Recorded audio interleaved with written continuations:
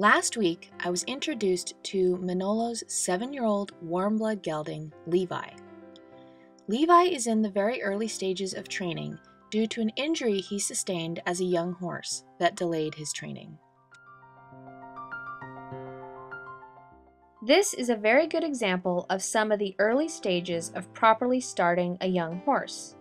Levi has been primarily lunged and ridden gently. When starting a young horse, it's important to keep things light, gentle, and uncomplicated.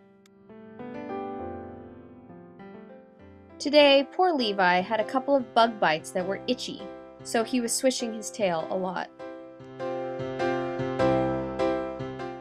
Manolo had me start out with lunging Levi.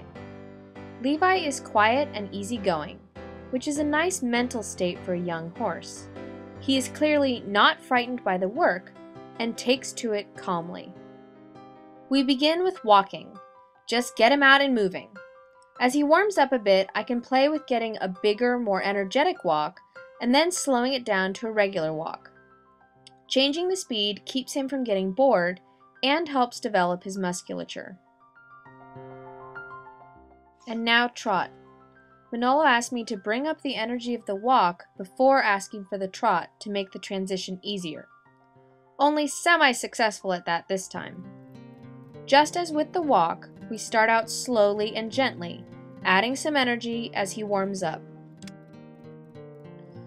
Manolo said to increase the trot a little bit for half a circle or a circle, but not more than that.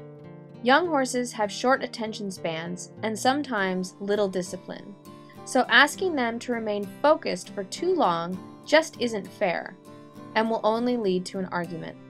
So before Levi gets a chance to get bored, we change things up a bit.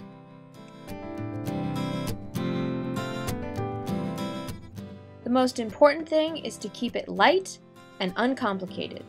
Keep it simple.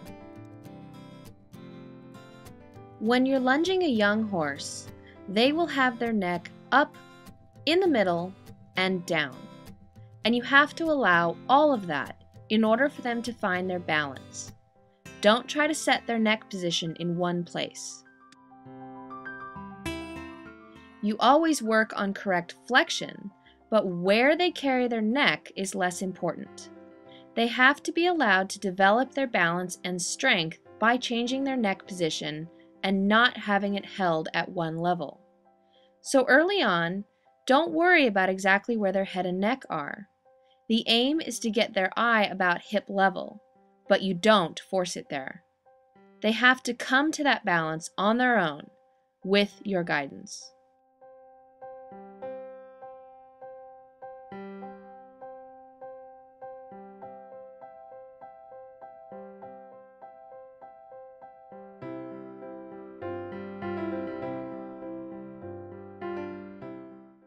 After we lunged for a bit, Manolo had me hop on. We again went gently around on the lunge line at the walk and trot. For me, it's difficult to draw conclusions or feel I have an understanding of the horse when I don't know him. Someone with Manolo's experience can get to know a horse very quickly, figuring out how far he can push him. For example, just today, I watched him work a new horse that was a bit nervous. I watched very carefully, seeing Manolo take every opportunity to reassure the horse that he wasn't a threat.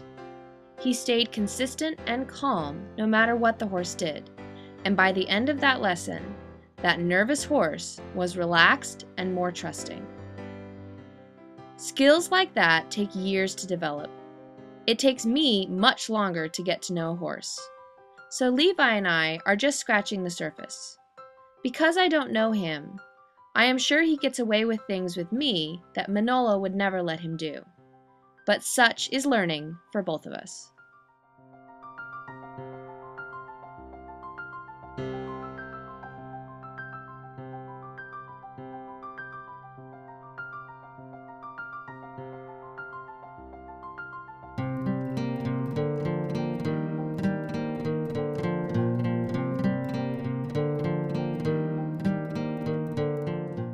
Just as with lunging, Levi needs to have the freedom to change his neck position. If I were to force him to stay in one frame, he would get stiff and sore. When any group of muscles is worked for too long, they get tense. And tension is the opposite of what we are trying to achieve with horses. And it's definitely not how you want to introduce things to a young horse.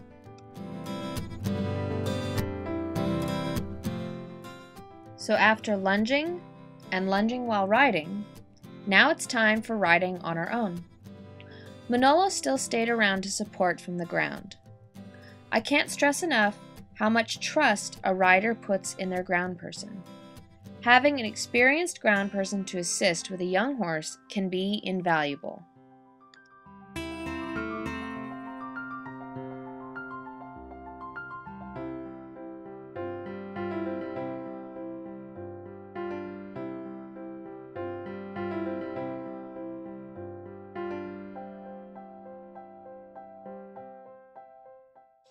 Here Manolo asked us to change direction across the diagonal. He said, "Don't worry if Levi goes in a straight line or not. That isn't important right now. Demanding perfection from a young horse that is just learning isn't fair to him. And what's the rush anyway? Straight lines will come with time and repetition."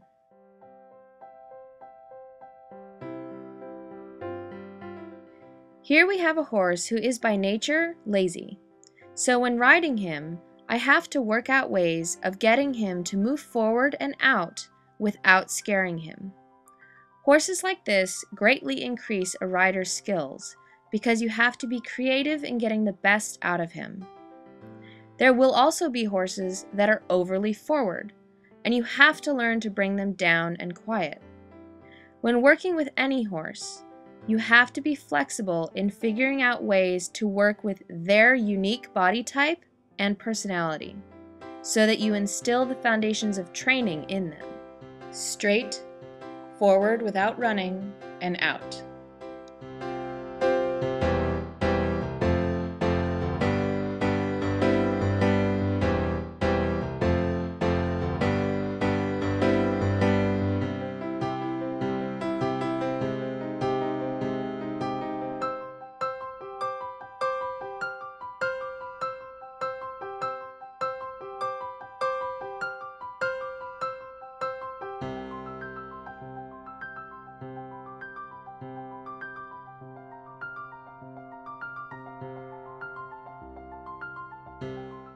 I really enjoy working with young horses or wild horses.